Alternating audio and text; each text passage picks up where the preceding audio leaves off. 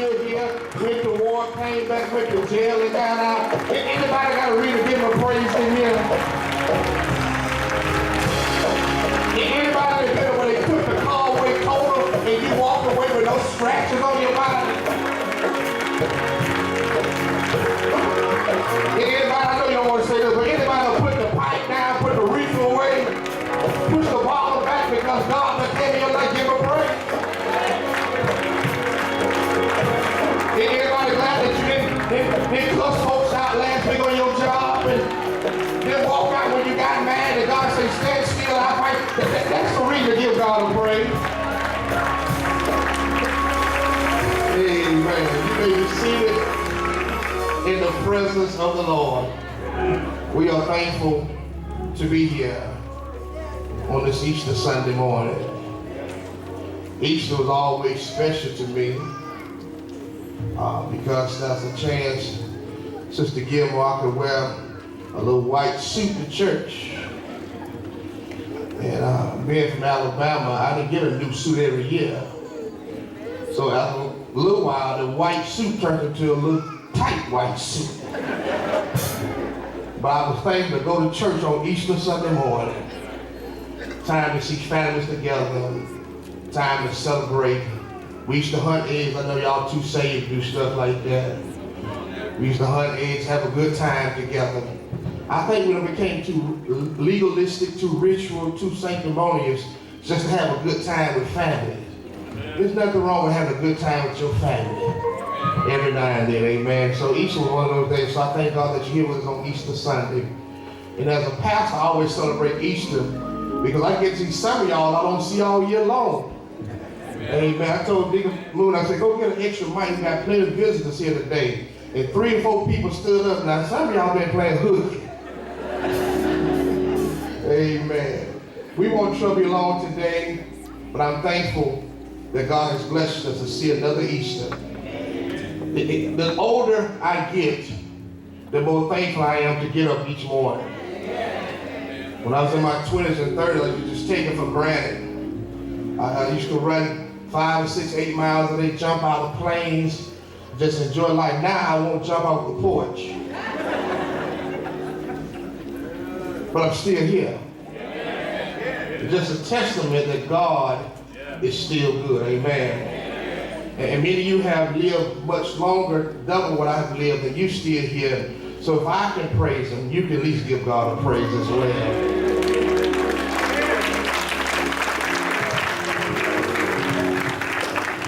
To our Holy Spirit, Jesus Christ, to Reverend Smith, to my chairman and all the deacons here and their wives.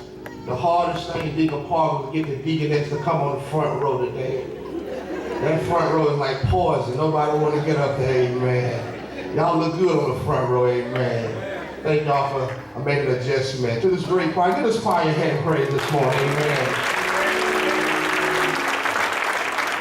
To all of you to share with us today, thank you for coming. Thank God for my line brother, my frat brother and his wife, Dr. Monica King. Thank you all for coming to share Easter with my family today.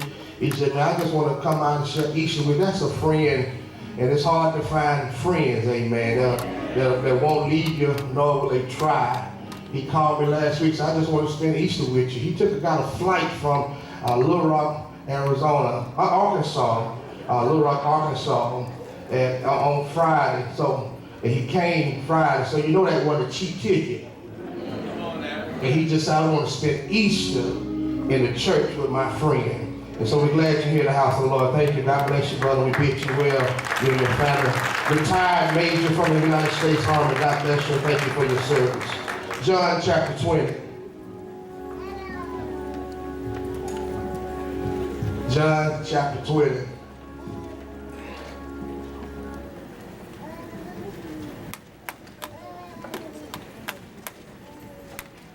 Verse 24.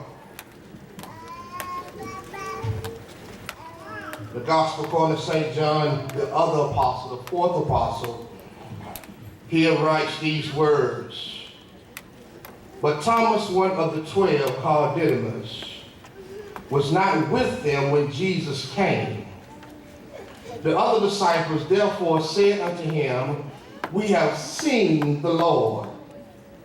But he said unto them, except I shall see in his hands the print of the nails, and put my finger into the print of the nails, and thrust my hand into his side, I will not believe.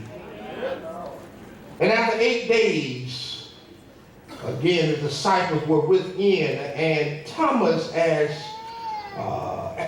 with them. Then came Jesus, the door being shut, and stood in the midst and said, peace be unto you. Let me exegete that real quick. That means Jesus walked through the room without opening the door. Then said he to Thomas, reach hither thy finger, and behold my hands. And reach hither thy hand, and thrust it into my side, and be not faithless, but believe. And Thomas answered and said unto him, my Lord and my God. Jesus said unto him, Thomas, because thou hast seen me, thou hast believed. Blessed are they that have not seen and yet have believed. I just want to talk for a few moments, if you allow me to, from the subject, Brother Javante. Thank God for his hands. But thank God for his hands. I know many of you have matriculated some of the finest of schools here in Savannah. I dare not begin to call out any of the high schools, because some here would attest that Beach is the best high school. Many would shake their head and say, no, it's Savannah High. Then I look over my chairman, Sister Janet, he may be the only two in the building, and say, Windsor Forest is the best high. Got some people say Jenkins and so on is the best high. And then I go back to some of my senior folks and say, no, it was Woodville Tompkins. But then some of y'all went on at the high school, went to Savannah State, some went to Albany, some to Fort Valley. But whatever college or high school you matriculated out of, I don't want to bust your bubble this morning. I don't care if you went to Armstrong Atlantic. It wasn't your study, it wasn't your discipline, it was the hands of the Lord that brought you over. I don't care how much money you have in the bank or how smart you may be or how many trials and tribulations you have made it over. It was not your wit, it wasn't your craft, it wasn't your skill, it was the hands of the Lord. Let me help you out. Because some of you think it's you. I don't care if you are a Q or a Kappa. You can even be an Alpha, Zeta, AKA. It's none of that matters. What brought you over was the Lord. Let me help you out, because I know there's some big mamas that didn't know how to read and write. Took care of 12 children, didn't have a big salary, worked and cleaned other folks' houses, cleaned and washed behind their children, never had a child in prison, and she fed everybody, never missed a meal, and she gave all credit to the Lord. She would say it was the Lord that made her way out of it. So you can't give credit to your education. You can't give credit to your way. Because, see, many of you think because you drive Mercedes, you drive Range Rover, drive Jaguars, and live in big houses, you somebody. Brother Larry, I come to serve folks know that there were folks that came to church in wagons that would sing songs like the Lord will make a way out of no way. Don't have anybody in the building that say, it's not us, but because of God's hands I'm here. I don't know what you're going through in your life, what you've been through, if you just trust the hands of the Lord. Hands are used for grabbing, touching, fighting, defending, making stuff move out the way. See, when my hands can't do it, Mother Lord, I got a God, the hand that'll reach a long way. See, the hands of the Lord can watch over my daughter in Alabama State and Montgomery, Alabama, but yet go with my friend in Iraq and bless everybody at the same time. Do I have anybody know you got a God that got some powerful hands? As we look in this fourth gospel is gospel of John. John was one of Jesus' disciples, half-brother, beloved disciple, one that he loved very well, but yet he records to us that Thomas was with him for 3.5 years and still didn't know God's power. I know it's Resurrection Sunday. After Jesus has been resurrected in your life, don't miss an opportunity to see God when you can't see him. God don't have to bless you with a new job or promotion to see his blessing. You don't have to have a new suit to see God's blessing. You don't have to have a Brahmin purse or a new weave in your head to see God's blessings. You ought to say, if I woke up this morning, I'm blessed. If I can feed myself, I'm blessed. If I can get to my wheelchair, I'm a walker, and still make it through my house, I'm blessed. I just want to pause right there for a commercial break. Do I have any blessed folks in the building? God's hand will keep you. You may say, I don't get no child support. But listen, there's a lot of folks that get no child support, no other support, and God still made a way for them. I don't get no help from nobody, but God will make a way for them. Do I have at least 5 witnesses? I'll make number 6. So John recorded Thomas, one of Jesus' disciples. Not only did he walk with him for 3.5 years, he seen Jesus raise the dead. He seen Jesus open blinded eyes in the sky. He seen Jesus. He was right there when he took Philip to the little boy lunch and gave it to Jesus. And he took 2 fish and 5 loaves of bread and fed 5,000. Thomas was there. But because of what Thomas saw happen on the cross, Thomas couldn't believe the statement that Jesus had made prior a few days ago when he said, in 3 days, I'll rebuild this temple. I'll be back. I'll be gone for a little while, but 1, 2, 3, I'll be back. And so when the disciples was there and they saw Jesus, Thomas was not there. And Thomas was not there when the other disciple, the other 10 disciples perhaps saw him, because at this point Judas had committed suicide. Other disciples there, and they saw Jesus, and they communed with Jesus, but when they met Thomas, they told Thomas about it. Thomas said, I won't believe unless I see his hand. I see what they put in there. I matter of fact, not on his hand, but I got to see where they pierced him in the side, and I want to put my hands in it. What do God have to do in your life before you realize God is still God? See, some people say, he got to bless me with this, bless you. See, every time God bless you, because he'll bless you so much, you still don't see it. Sometimes God got to let stones and boulders fall in your life, got to let hardship fall in your life, and then you say, you know what, God, I finally get the picture. I'll give you 3 things. I'm going to holler, I'm going to raise them up, and we're going to go eat. But some of y'all have got fat these last 21 days. I ain't going to say that. Well, been fasting with me, amen. But Mother Gresham, she had breakfast back there, so Gresham said, Pastor, I ain't had nothing to eat, worth to eat in 20 more days. We're going to eat some breakfast. She came early, we had breakfast back there, amen. 3 things I want to give you. Thomas was not there with other disciples. 3 things I want to give you. It will bless you when you talk about the hands of God. See, everybody loves talking about God's blessing, but number 1, the lack of presence in his presence weakens your knowledge of God. Lack of presence in his presence weaken your knowledge of God. One of my members said they want my good members. I saw him not too long ago, and I asked him where he been. Matter of fact, he said, Pastor, I'm coming, but I've been at Bedside Baptist. I said, Bedside Baptist? I'm trying to think, what street that on? He said, I'm coming, Pastor, but I've been at Bedside Baptist. I thought about it. He said, I've been sleeping in on Sunday morning. That's what he told me and hit me when I walked away. But whether you go to Bedside Baptist on Sundays or just decide to stay away, staying away from God weaken your knowledge of God. I don't care. I thank God that we got jobs. We can work on Sundays and make all of them. Every now and then you take one Sunday off and they let you. If you can't take off on Sunday, come swing by a Bible study. If you're going to work at 12 or more, swing to Sunday school. If you can't get here at all, take some personal time to read, because if you don't spend no time with God, you almost forget what what God has done for you in your life. Don't have anybody say, I got to spend some time with him. The text says Thomas was not there.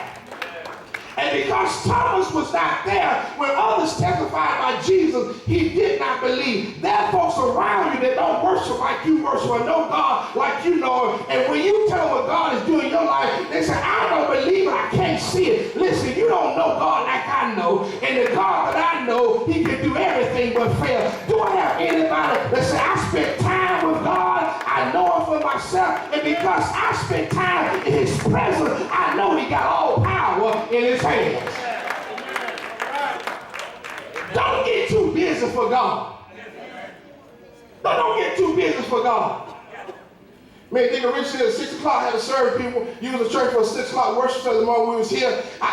All through the weekend I think about how tired I was going to be, but I enjoyed myself here this morning. Because I think about, if I make time for God, God has a way of making time for you. Let me tell you a secret. You'll need God before he'll need you. Because remember last week, he said, you ain't got the crowds. I make the rocks cry. He said, if you don't praise him, God will make the rocks cry and give him a praise. Do I have anybody there say, I got to make time for God? Amen. Thomas was not there when they had worship with God. But now they're sitting around talking, and Thomas said, I don't believe. There's a lot of people that miss service and miss stuff and be like, when that happened? I know that was going on. Nobody told me. Well, you didn't show up sometime. Didn't nobody call to tell me? Well, we told everybody else. You wasn't there. I guarantee the pastor now, I'm going to give everybody $1,000 blessing. I guarantee they had to put church shells out every Sunday. Thomas was not there. Spend time with God. Challenge us to spend time with God. Number 2, your presence with God gives you a greater testimony than those that don't know Him. There are people that spend time, your presence with God gives you a greater testimony. In other words, people that have spent time with God, not ashamed of telling others about what God has done and is doing. The text says he was there, but the others say we seen him. And when you see God for yourself, you're not ashamed to tell others what God can do.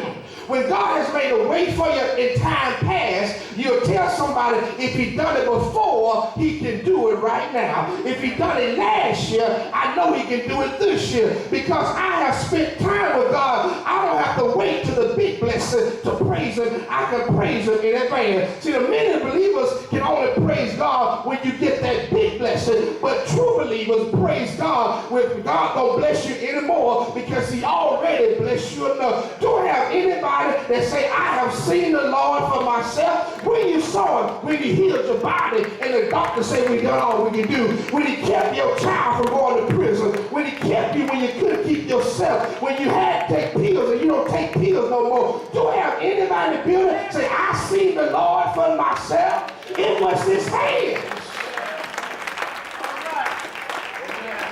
The other disciple had seen the Lord. After the resurrection, it's good to celebrate the resurrection, but after the resurrection, can you see it?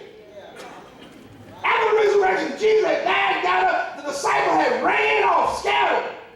But when Jesus came back, Thomas was not there. We called him down Thomas, gave that name. The text called him Thomas a Didymus, but we call him down Thomas. But there's many of us just like Thomas. We beat him up, but what if you seen a man whipped, beat, and die, and somebody told you he's walking around? But you got to be there and spend time with him. Number 3, not only was the lack of presence in his presence weaken your knowledge of God. Thomas was not there, but then it goes on your presence with God and give you a great testimony. But being in God's presence help you believe even when you can't see it. Being in God's presence help you believe some stuff when you can't see your stuff. In other words, let me make it plain. You can believe God to do some stuff before it even happened. In other words, you believe God to make a way when you don't know your way out. You believe God for sunshine on a cloudy day. When you have time and spend time with God, you can believe stuff that others cannot see. Others wonder how he's going to make a way. You just say, just wait on my God. He'll make a way out of no way. When you spend time with God, you know God opened doors that's been closed in your face. That's the hands of God. And one thing about God's hand, God can do stuff that others can never do for you. I know you like to get people on your side, have your crowd in your corner, have people in your pocket, but I'm here to tell you, you plus God is the majority. It doesn't matter what people say. If you got God on your side, his hand will fight your battle. How do you know his hand will fight your battle? Because he told King Jehoshaphat, just go down to the battlefield, stand still, and see the salvation of the Lord. I want to tell about 10 of y'all here that have been struggling with some stuff in your life, trying to figure it out, trying to fight your way out, trying to read your way out, trying to cope your way out. Just trust in the Lord, and the Lord will fight your battle. Do I have anybody in the building that know that the hands of the Lord will make a way out of no way? I want to tell about 10 more of you all that's trying to figure out how you going to make it. Just put your hands in God's hand, and God, the Bible says, lean not to your own understanding, and God will direct your path. Do I have anybody in the building that the world says you'll be a nobody, but you got wrapped up, tied up, and taken up in Jesus? And the same people that God said be a nobody end up being somebody. Look at somebody tell me you looking at a prayer answer. Look at somebody tell me you looking at a miracle, because the world counted you out, but you got hold of the hand of God, and God has turned some stuff around. Do I have anybody in the building saying, because of God's hand, I'm still here right now? Because of God's hand, the sickness did not kill you. Because of God's hand, high blood pressure did not kill you. The Lord's hand is in all of our affairs. I don't care what you're going through, but trust in God. The little boy told Mama, when we cross the street, Mama, I want you to hold my hand. Mama said, what's the difference? You holding my hand, I hold it. The little boy said, Mama, when traffic comes, I may let go. But if you holding my hand and trouble comes, you'll never let go. Anybody glad that when you found yourself in trouble, the Lord didn't let you go? You may have messed up. He still held on to you. You may have fell down, but he still held on. I'm so glad that God got me in his hand. The same Lord that took nothing and made something. Those are the hands that I'm talking about. It's the same hand that took silicone and oxygen and made dirt. The same hand that took dirt and made dust. It's the same hand that took dust and made a man. It's the same hand that made man and made woman. That's the same hand that took man and woman and made all men. I'm talking about the hands of God.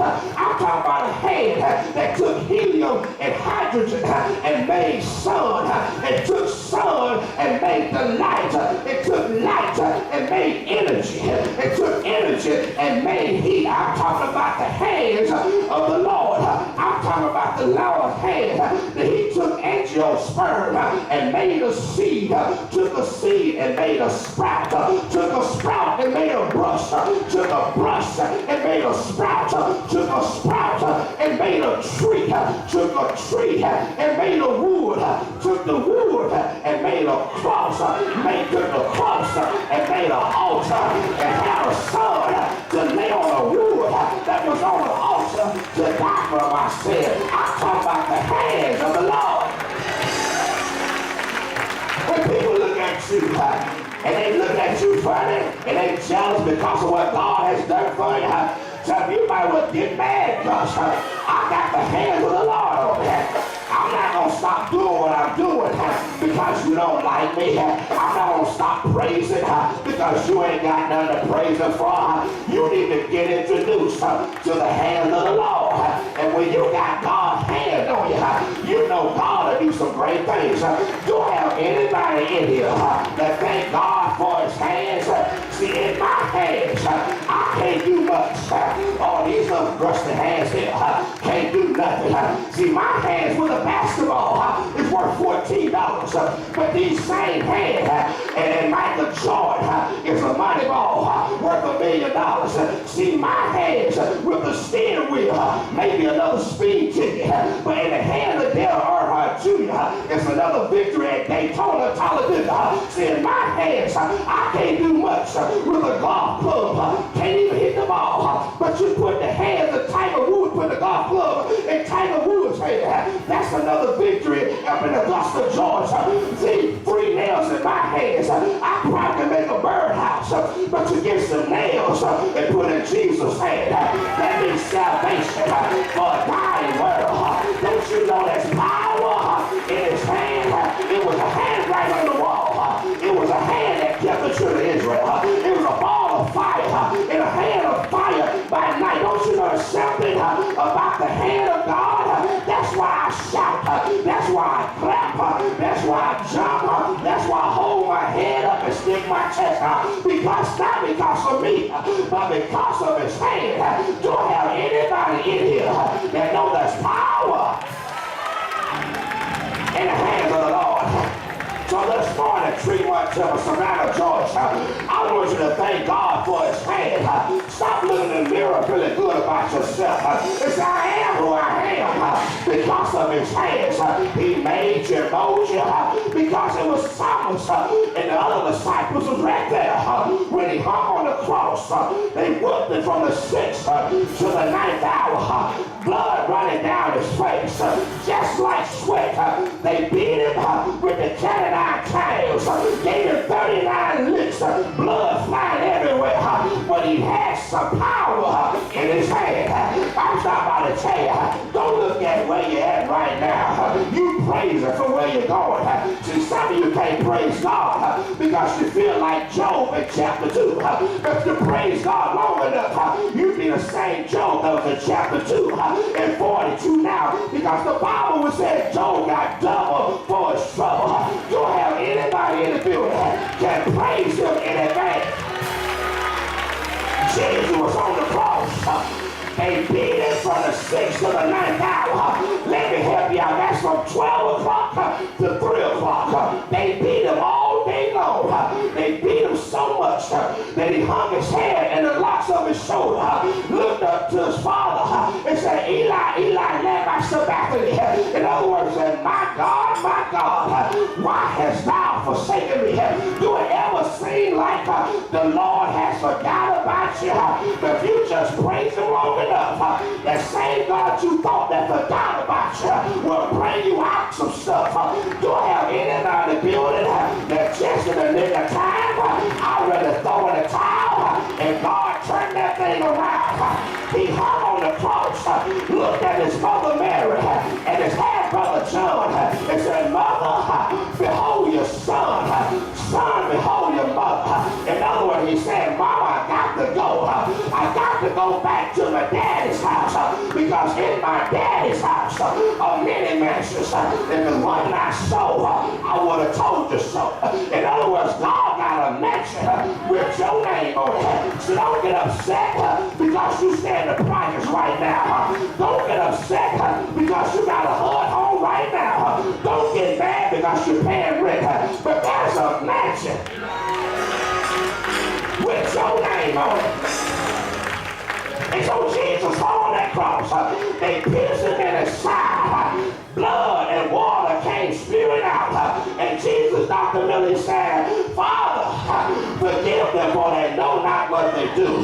In other words, sometimes people treat you bad, but they just don't know who they messing with. People scandalize your name. Now all you talk about you. If you just stand still, you ain't got to say a lovely word. God will show up and he'll show out. The Bible said Jesus died. They asked for something to drink. They gave him vinegar on the sponge and he died for my sins. I know some of y'all are sinners out there, but he died for my sins. Anybody else say you glad he died for your sins?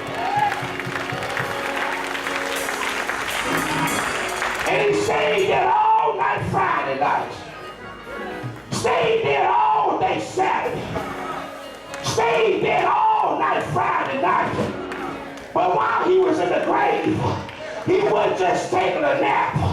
But he went to the grave and set the captives free. Because the Bible says you can't enter the heaven unless you go through Jesus. So all those folks in the Old Testament that never met him, he went and paid the price for their sins also. But early on Sunday morning, see, that's a see, you don't know when to stop. Early on Sunday morning. See, that's the payment for your sins. Early on Sunday morning. That's the atonement for your sins last week, last year, and next year. See, when people say early, I get excited. Because that means God done paid the price for my sins. Do you have anybody in the building glad that God done paid the price? Let them talk about you. Tell them I'm paying the fool. Let them bring up the past. Tell them I'm paying the fool. Yes, I messed up again, but guess what? I'm still paying the fool. You ain't got no hell to hell to send me to. But God has already paid the price. So early on Sunday morning, he got up with all power. The Bible said heaven and earth, he had all power in his hand. So I thank God for his hand. I may not be Thomas, but every now and then my faith gets a little shaky, and God will turn some stuff around. I wish I had somebody here today that said, I'm so glad that God can turn stuff around. He done it for Daniel. He done it for the Hebrew boys. He done it for the blind man. I wish somebody in the building said, Reverend, don't talk about them because he done it for me too. Have he done it for you? I thank God for his hand.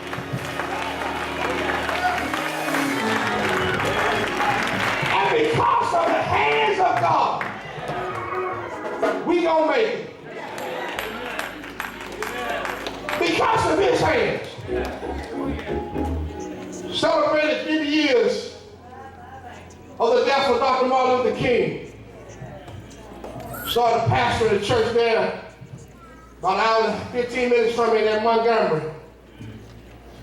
But while he was there, he became the leader of the Boy Scout movement. Outsider, charismatic, smart, young black preacher. Lost his life at 39 years old. And it seemed like he was going to make a difference. But some 40 years later, God began to turn things around. The 44th president looked a little bit like you and I. And see, we were shouting when he got in office. But you begin to hang your head down when the bullet billionaire went into the White House. Let me remind you, the same God that kept us in times past and ages past is the same God that keep you right now. It doesn't matter who's in the White House because God still sits high and looks low. It's the hand of God. You see, sometimes God has to send a Pharaoh your way to get you praising God. In other words, sometimes God will send trouble your way to get you on your knees. Some of y'all wouldn't be in church today if you haven't had trouble in your life. But by his hand, we're still here. So I challenge you to worship God today and every day in spirit and truth. And thank God for his hands. Give God a hand praise this morning.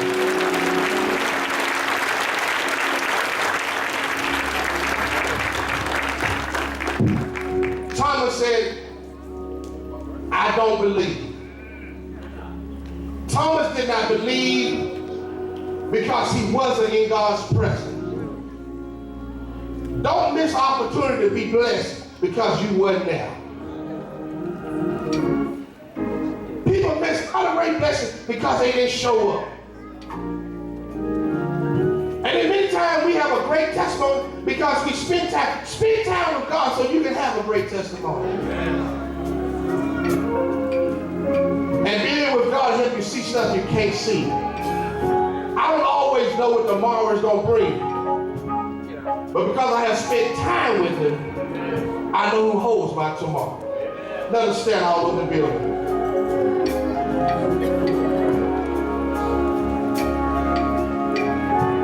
Do I have one here today that need God's hand to bring you out some stuff? We offer Christ to you. Do I have one here today? On Easter Sunday morning, on Resurrection Sunday, if you need his hand to fix your marriage, fix your family, fix your life, and you don't know but upon your sins, come.